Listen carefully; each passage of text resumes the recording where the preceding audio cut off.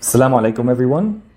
Now we're going to do the long vowel sounds, which are called huruf al-illa. Huruf al-illa. And they are represented by the alif for the fatha sound, the waaw for the dhamma sound, and the ya for the kasra sound. So the alif for the a sound, the waaw for the u sound, and the ya for the e sound. Let's jump into examples right away.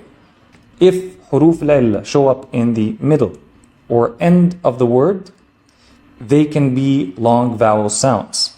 But it depends on one thing, that the preceding letter has to have either a fatha, a dhamma, or a kasra, respective to the letter it comes before. So the alif requires a fatha on the preceding letter, the waaw requires a dhamma, and the ya requires a kasra on their preceding letters. So if we see here door, represented by the word bab, bab.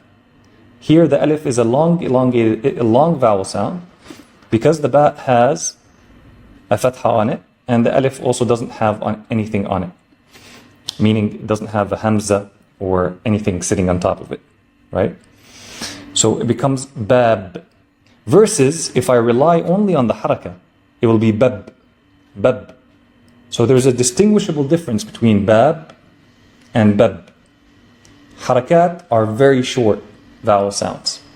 But in speech, sometimes the non-native ear is not going to be able to distinguish the difference. Right now I'm exaggerating so it'll sound clear, but to a non-native ear while people are speaking, they might not get the differences, especially in words that they don't know.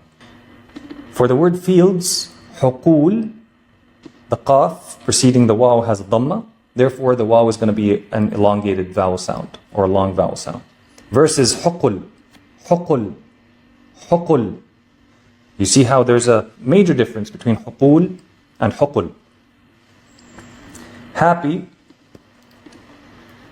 is the word sa'id, and the ain has a kasra on it, therefore the ya is going to be a long vowel sound. Sa'id.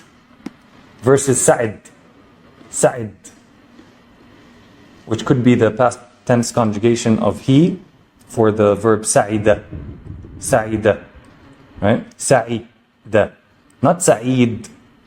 Here, the non-native listener might mix up, right? Sa'ida. Because there's a. It might be a long vowel sound. But no, it's not. It's a kasra. So you need to figure out the difference. You need to sharpen your ears in order to figure out that minor millisecond difference between the long vowel sound and the short vowel sound. Sa'id and Sa'ida. These two words have two of the huruf al-illa. Here we have an alif and we have a waaw. As we can see, the alif is preceded by a ta that has a fatha. Therefore, it's ta. It's a long vowel sound. It's ta. The waaw is preceded by the alif, and the alif doesn't have a dhamma. So it's tawila. Tawila.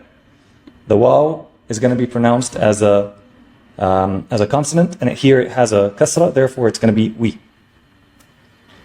For long, the word is tawil or tawila for feminine, and we have two ahruf al-illa, we have ya and waaw.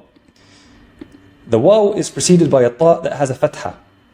Therefore, the waaw is not going to be pronounced as a long vowel sound. Okay, because the vowel sound needs to be a continuation of the previous letter. And the previous letter, therefore, has to have the respective haraka sound, which is either fatha, dhamma, or kasra, respective to the harf al-illa that we have on hand. Here, the waaw requires a dhamma, and there's no dhamma on the ta. Therefore, it's going to be ta, we. And then we see that the waaw has a kasra. Therefore, the ya after it is going to be a long vowel sound because the waaw before it has a kasra.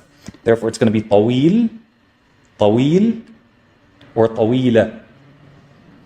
And if we remove the ya, it will be tawil, tawil. See how it completely changes the word. Let's bring back the ya, and it will be tawil. It'll take some time to get your ear ready to make these differences, especially in speech. also to get familiar with different words and see the different patterns across them. So this is it for long vowel sounds. See you in the next class.